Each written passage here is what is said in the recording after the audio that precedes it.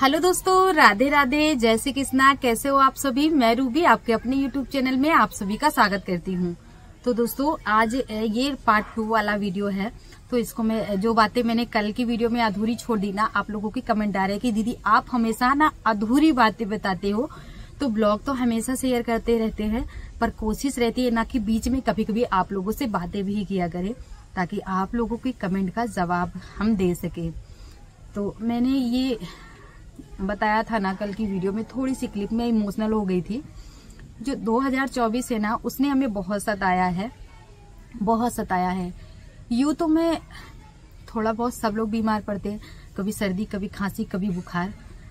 ईश्वर की कृपा से मुझे हमेशा यही रहा है। अस्पताल के चक्कर हमने नहीं काटे हैं ज्यादा, क्योंकि जब अस्पताल के चक्कर काटने लग जाओ ना, तो फिर घूम घूम के हमें अस्पताल के ही चक्कर काटने पड़ जाते हैं। और एक बार नहीं, कईयों बार करने पड़ते हैं हमें ये, ना चाहते हुए भी। तो वो तो अभी हमें जाना है अस्पताल, और पूरे 1 महीने हमें उस दवा को लेनी है। फिर उसके बाद हमें चेकअप करवाना है दोबारा से, और फिर हमें पता चलेगा कि जो दिक्कत हमें हो रही है वो मतलब ठीक हो रही है या नहीं ठीक हो रही है, उसके बाद ही पता चलेगा। तो 2024 ने ना ऐसा स्थिति पैदा हुई थी कि मतलब जब हम बीमार पड़ते हैं ना, ऐसा लगता है कि हमारे जीवन में पता नहीं क्या हो रहा है। जब दुख आता है ना, तो संयम से काम लेना चाहिए, लेकिन हम भटक जाते हैं, अपने रास्ते से, और कहीं ना कहीं भगवान जी को कोसने लग जाते हैं। लेकिन उन्होंने ना हमारे लिए आगे रास्ते खोल रखे होते हैं, जिन पर मुझे अटूट विश्वास है, और हमेशा विश्वास रहेगा। बस उनसे यही प्रार्थना करती हूँ कि हमेशा उनका नाम लेती रहूं, इतनी कृपा वो बना के रखें।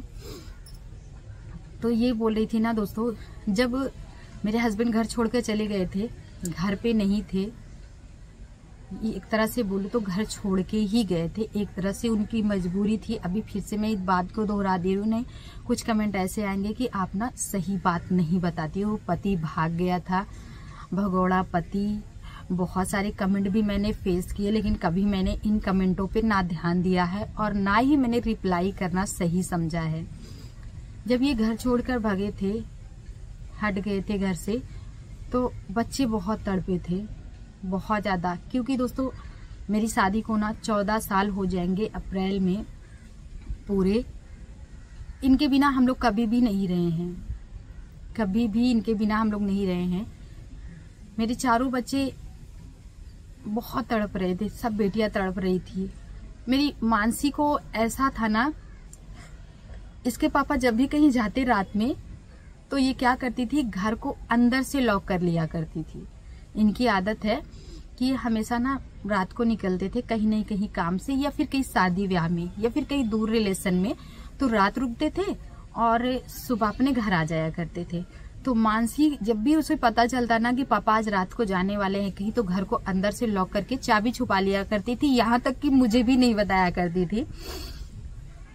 तो आप सब समझ सकते हो कि जब पिता घर से चला जाता है ना, तो बच्चे हजार सुख मिले, पिता और पति जब घर में ना रहे ना, तो वो घर नहीं रह जाता है।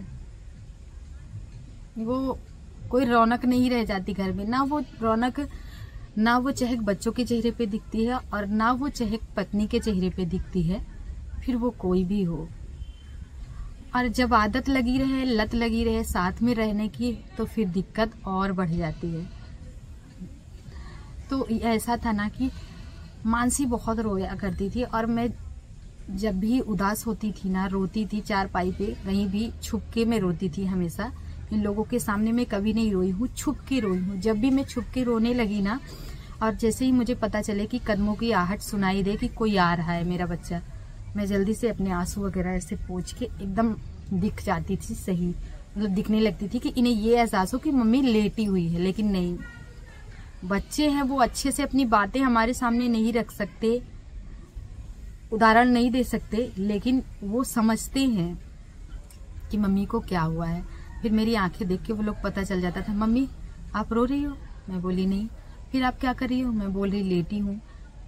जैसे ही वो उनकी किलकारियां आती थी ना खेलने की, कि जोर जोर से लड़ना, खेलना, दौड़ना, भागना, फिर वो डाउन हो जाती थी। और जैसे ही वो डाउन होती थी ना, मेरा एकदम से कलेजा अंदर से फट जाता था कि मैं ऐसे नहीं देख सकती थी अपने बच्चों को। जब पति घर पे ना रहे तो माँ की पूरी जिम्मेदारी होती है कि बच्चों को किसी भी चीज की कोई कमी ना हो। खाने की कमी हो जाए, पहनने की कमी हो जाए, लेकिन अंदर बच्चे को क्या दुख है, क्या तकलीफ है, वो एहसास ना होने पाए, उनको वो चीजें ना एहसास हो। क्योंकि वो बहुत ऐसी चीज होती है ना, बचपन में जब दिमाग में घर कर जाती है ना, वो जीवन भर नहीं निकलती है। तो मैं वो दुख अपने बच्चों के चेहरे पे नहीं देख पा रही थी। जो हो रहा था हमारे साथ, वो ईश्वर की कृपा से हो रहा था। हमारी तकदीर में इतना झेलना हमारे ईश्वर ने लिखा था। उन्होंने रचा था वो कि तुम्हें इतना कुछ जीवन में देखना है, तो वो झेल रहे थे हम लोग। और जो हमारा बेटा था ना, वो उसको अभी को ना पापा के बिना लेटने की, सोने की आदत तक नहीं थी। अभी भी हमारे सभी बच्चे पापा के पास ज्यादा भागते हैं, मम्मी के पास कम, क्योंकि उनको पापा के पास पसंद है। मम्मी के पास इसलिए नहीं पसंद, मम्मी जरा जरा सी बातों पे फटकार लगाती है। पापा क्या करते हैं, मम्मी फटकार लगाती है तो पापा प्यार से बहलाते हैं, फुसलाते हैं। ये हाल है। तो इसलिए बच्चे ना पापा के पास ज्यादा खींचते हैं, और बेटियां तो कुछ ज्यादा ही पापा के पास खींच जाती हैं ऐसे। तो ये हाल था। फिर धीरे धीरे करते करते हमने 6 से 7 महीने इस तरह से काटे। ये 7 महीने हमारे 7 जन्म के जैसे कटे हैं। एक एक दिन हम लोग मरे हैं, एक एक दिन मर के जिए हैं। 7 महीने ऐसा गया है हमारा। फिर उसके बाद 7-8 महीने के बाद, ये 7.5 महीने के बाद ये घर वापस आए।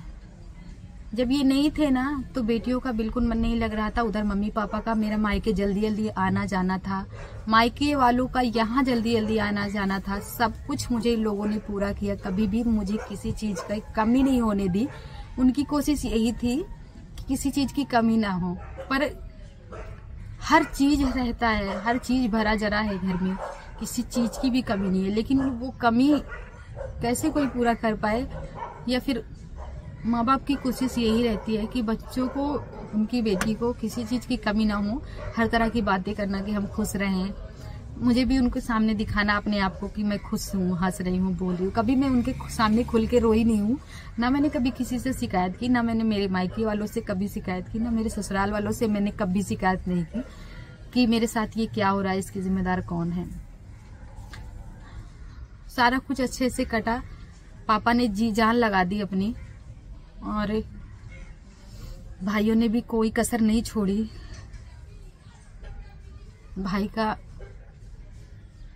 फर्ज निभाने में। फिर माही और मानसी का क्या था ना, कि ये लोग, स्कूल बंद हो गया था। इस बीच हमने इतनी दिक्कत झेली, स्कूल बंद हो गया था जब ये नहीं थे। टीचर ने क्या किया कि गाड़ी भेजना बंद कर दिया हमारे बच्चों के स्कूल का, और परीक्षाएं चल रही थी। फिर मैं मेरे बच्चों को ऑटो रिक्शा से भेजती थी स्कूल के लिए। कभी भी बच्चों को, मैं बेटियों को कभी भी किसी के सहारे नहीं छोड़ती। लेकिन ये हमने अपना ईश्वर का हुक्म माना था, भगवान का हुक्म माना था। मैंने बोला सीखो। मैंने बचपन में जो चीज नहीं सीखी वो सीखो, डर भागे।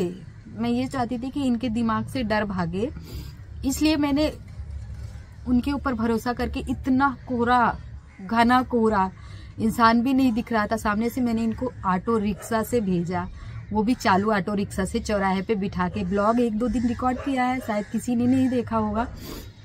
फिर चौराहे से उतर के करीब 1 किलोमीटर अंदर जाना पड़ रहा था पैदल। बच्चे कभी पैदल जाते, कभी मैं वहाँ के प्रिंसिपल सर को फोन करती, सर आप ले लो। तो इतना तो कर दिया करते थे, लेकिन गाड़ी उन्होंने बंद कर दिया था। फीस भी उन्होंने बोलना शुरू किया था शायद 1-2 बार, पर उनको पता था अच्छे से, तो फीस उन्होंने नहीं बोला था। तो फिर क्या हुआ कि मुझे बहुत गुस्सा आया था टीचर के ऊपर, प्रिंसिपल सर के ऊपर। सारी स्थिति हमारी जानते हुए भी ना, उन्होंने हमारे बच्चों का भविष्य खराब किया पूरा 1 साल का। फिर मुझे गुस्सा आ गया। मैंने बच्चों को परीक्षा के बाद स्कूल भेजना बंद किया। फिर पापा क्या बोले कि इनको यहाँ पे भेजो, कोचिंग लगा देते हैं। तो माही और मानसी को वहाँ भेज दिया। पूरे 3 महीने वहाँ रुकी थी, लेकिन सोना नहीं गई, क्योंकि वो मेरे बगैर नहीं रह पाती है। अभी और सोना मेरे बगैर नहीं रह पाते, उनको मम्मी के घर कम अच्छा लगता है, नानी के घर। फिर पूरा 3 महीने वहाँ पे रही। जब इनके पापा आए तब मैंने उनको बुलवाया, और फिर मैंने अप्रैल में इनके आने से पहले मैंने दूसरे स्कूल में एडमिशन भी करवा दिया। बच्चों का एडमिशन करवाया, पूरी फीस भरी, कुछ मैंने पेंडिंग में डाली थी, और कॉपी बुक वगैरह सारा कुछ मैंने दिलाया। ड्रेस भी नहीं बनवाए थे हम, ड्रेस जुलाई में बनवाए हैं, जुलाई अगस्त में। तो ये हमारा अतीत रहा है जो हमारे जीवन में बीता है, और अब नया साल आने वाला है, नए जीवन की शुरुआत हो रही है, नई उम्मीद के साथ, नई आशा के साथ। जीवन में खूब उजाला फैले, आप सभी को भी ईश्वर खूब खूब खुश रखे, यही कामना मैं हमेशा करूंगी। सबको हमेशा ईश्वर खूब खूब खुश रखे। जो तकलीफें आती है जीवन में ना, तो जो हमारे करीब रहते हैं, जिन्होंने हमारी मदद की होती है, जो हमारे गिरे समय पे हमारा हाल चाल पूछते हैं ना, वो लोग कभी नहीं बोलते हैं, वो लोग दिल से कभी नहीं निकलते हैं, वो कभी नहीं बोलते हैं। और दुख के समय में ही पहचान होती है कौन अपना है और कौन पराया है, उसी समय एहसास होता है। मतलब कुछ ना दो यार, आप कुछ मत दो, कम से कम 4 बच्चे थे, उनका हाल चाल पूछ लेते, एक बार दरवाजे पे आ जाते। मैं तो अपने ससुराल में ही थी, कहीं ससुराल छोड़कर गई भी नहीं। तो वो सारी चीजें हैं जो जीवन भर याद रहेंगी, और वो चाहे कोई भी हो, पर सबके लिए मैं हमेशा ईश्वर से कामना करती हूँ, हमेशा सबके जीवन में खूब खुशियाँ रहें, खूब तरक्की करें, खूब उन्नति करें, यही कामना करती हूँ। तो चलिए इसी के साथ आज की वीडियो का एंड करते हैं। मिलेंगे आप सभी को अपने कल के नए वीडियो में। अगर आप सभी को कुछ और भी जानना है मेरे जीवन के बारे में, तो वो मैं आप सभी को वीडियो बना के शेयर कर दूंगी। जो भी पूछना है आप लोग मुझसे पूछ सकते हो, मैं इसके लिए एक वीडियो अलग से बना दूंगी, जो भी आपके दिल में इच्छा है। कुछ लोगों ने बोला दीदी आप अपने सास ससुर से कब से अलग रह रही हो, कुछ लोगों ने बोला दीदी आपके भाई की शादी लव मैरिज हो रही है, कुछ लोगों ने बोला आपकी भाई की शादी कब हो रही है, कुछ लोगों ने बोला दीदी आपके पति ने क्या दूसरी शादी कर ली है।